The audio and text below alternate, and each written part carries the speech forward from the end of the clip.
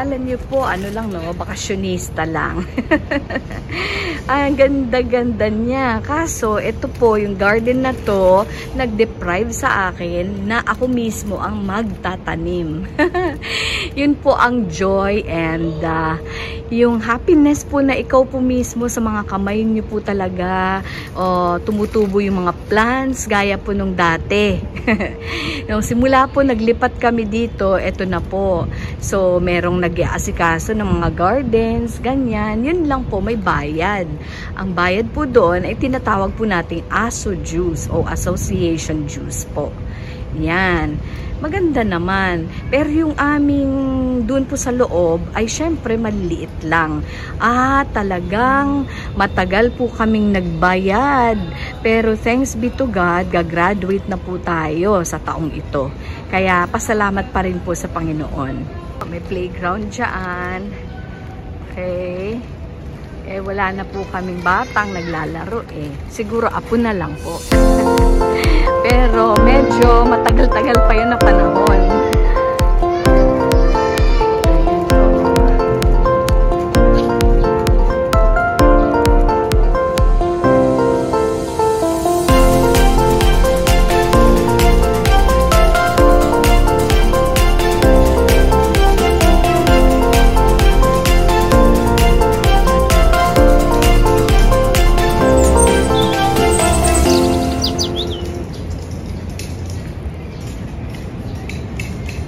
Wala pong tubig sa fountain Okay, tambay lang po muna tayo dito.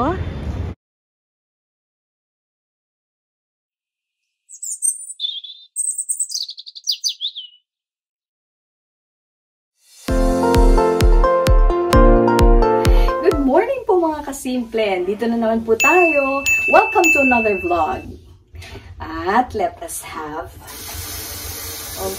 mag-init po tayo ng tubig. Ayan. So, mag-init ng tubig sa umaga. Pero alam niyo po, hindi lang po init ng tubig dapat. Kasi kailangan ko pong maglaga ng malunggay leaves. Okay, malunggay leaves. Where are you? Alala niyo po. At siguro, lalagyan po natin ito ng lemon. Okay, lemon. Isang lemon. Ito. Yung kangkong, syempre isisigang. Sinigang na masarap. Pero, not today. Okay, ang unahin po natin is the malunggay leaves na napakasustansya po. Mura, pero sobrang masustansya po. So, sa pagsisimula ng ating food stamps, ng ating gobyerno, congratulations po. Kasi kailangan na kailangan po ng mga ating mga citizens na nangangailangan ng tulong, yung mga food stamps na yon. Para mapunta po talaga sa pagkain, yung ibibigay po ng gobyerno. Siyempre, this is where your taxes go. Parang ganun po. Ay, nakalimutan ko i-on. Ayan. So, ito siya. Dapat naman talaga hindi ko siya in-on, Kasi, bakit? Ito po, kailangan ko pa siyang, anyway, hot water na lang po muna iyon. So, ito po yung ating rambutan. Kahapon na binili. Ganito na lang po kakonti. Kasi kinain ko na po yung iba. Teka lang po. Lalagay natin siya sa hiwalay na bowl. Kasi kailangan ko po ng lalagyan ng ating yung strainer ay gagamitin ko po sa nilagay ko lang po kagabi sa strainer Opo. Para may mapaglagyan ng ako. So, gagamitin po natin dito sa ating gamit. Ito po hindi namin iniinom kasi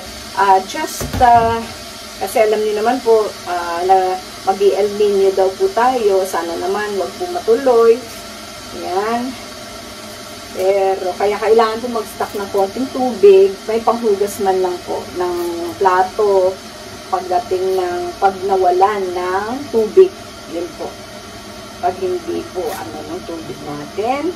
So, konti lang po actually. Hindi po natin uubusin yung isang tangkay o isang Tapos, ano po tawag ninyo dyan? Comment down below kung ano po yung tawag ninyo sa inyong probinsya. Opo. Alam po kasi yung isang tangkay, parang isang stick lang eh. No? Isang branch o isang stem. Yan po. Pero pag bugos, ibig sabihin po marami sila. Kaya ito po. Naalala niyo po, 10 piso lang po ang bili ko noon, no? So, tanggalin yung mga, ayan po, yung mga maliliit po na stems. Ayan. Hugasan, syempre. Hugasan din natin konti. Hugasan ng kaunti. Ayan. Hugasan ko yung kaunti. Mabilis lang. And, after hugas, actually, pwede nyo siyang ilaga doon. No?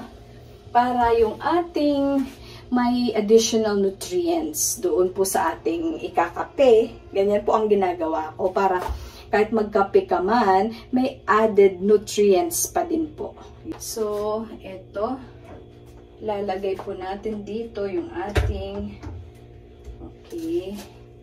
malunggay. Okay.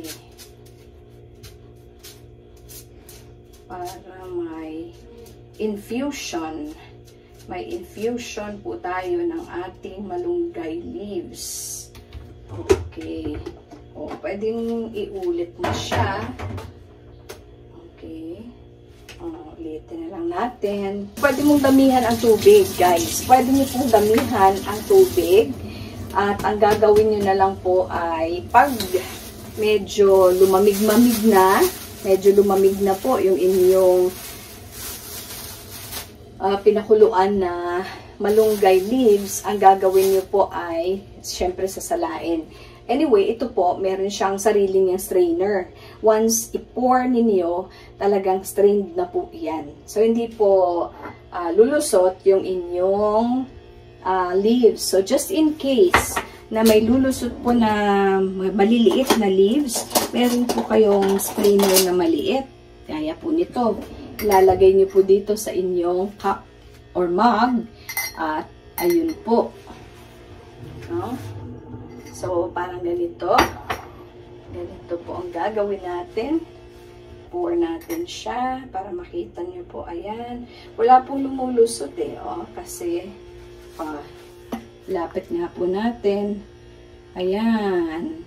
May strainer na po yung taas. May strainer pa po sa baba. Pero, after po nito, pag lumamig-mamig po yung inyong malunggay leaves, ay magandang ilagay nyo po siya at itatabi nyo po siya. Minsan, ang ginagawa ko po, ay nilalagay ko po siya sa freezer. Okay, parang ice cubes. At yun po ang gagamitin natin pag gumawa po tayo ng mga juice, no? Kasi mas added nutrients po ang meron diyan. Okay, gagawin ko po yan mamaya na ice cubes. Ilalagay sa freezer para mabuo siya. No? So, imagine niyo po, yung inyong ice cubes ay napaka-rich in nutrients. So, may immune booster po tayo.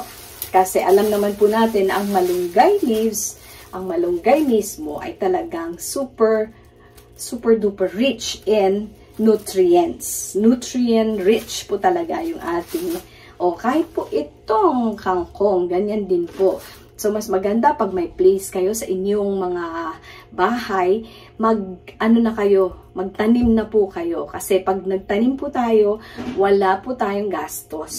Hindi na po bibilhin. Ayan guys, if you find that not clear water, that's because malunggay na po yan. Ice cubes.